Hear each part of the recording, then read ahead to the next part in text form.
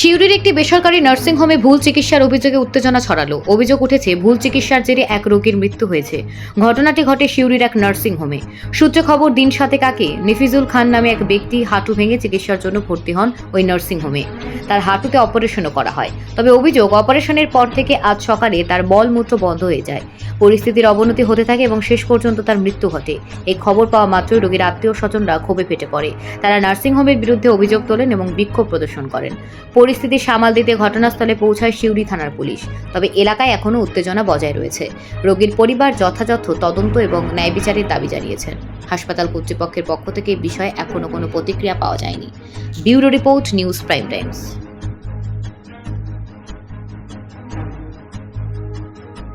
ওনার ভাগ্নে যে মারা গেছে তার আমি ভাগ্নে আর ওর বড় বেটা। আমরা এলাম, পেশেন্টও বলছে যে আমার খুবই অসুবিধা হচ্ছে, আমার পেশাব না করলে আমি মনে হয় মারা যাব। আমরা এলাম তো বলছে আমাকে গায়ে পানি ঢাল, পেশাবের জন্য আমার গোটা গা জ্বালা করছে। আমরা পানি টানি দিলাম, নার্সকে জিজ্ঞাসা করলাম, তারপরে পানি টানি দিলাম।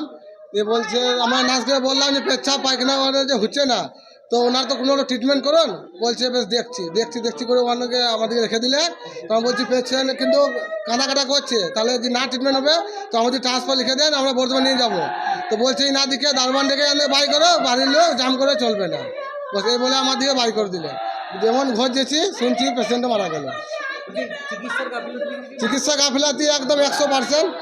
চিকিৎসার জন্য কাল রাত থেকে পেচ্ছা পায়খানা নেই, পেট ফুলে গেছে, নার্সরা দেখছে, কোনো নাই, ট্রিটমেন্ট নাই।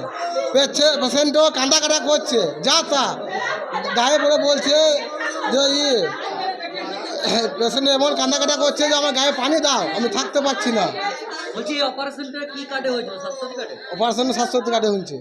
কি কারণে ছাড়ছিল না? বিল পেমেন্ট হয়নি বলে কি ছাড়ছিল না? না, ওটার জন্য নয়, আসলে পেমেন্ট মানে পেচ্ছা পায়খানা হচ্ছে না, তার জন্য হয়তো রেখেছিল, কিন্তু ট্রিটমেন্ট ভালো করে নাই।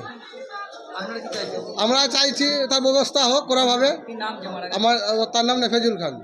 হ্যাঁ? নেফেজুল খান, বয়স কত হবে? বয়স 54-55 হবে। বাড়ি কোথায়? ঘাটগোপালপুর, কোন থানা? দুবরাজপুর। আপনার নাম? সাবুদ্দিন খান, আপনি কেমন? ভাগ্নে।